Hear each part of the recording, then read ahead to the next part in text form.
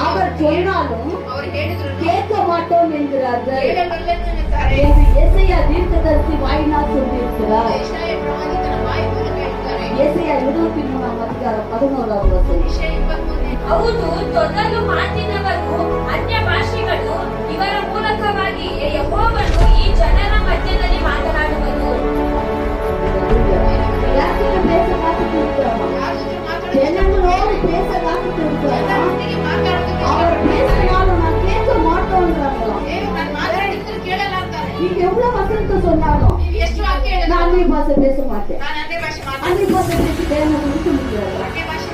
பரிசுத்தாவி எனக்கு ரொம்பவே அந்த பாஷையை நம்மளுக்கு தரார். அப்போஸ்தலர் 2ஆம் அதிகாரத்தை நம்ம பார்த்திருக்கோம் இல்லையா?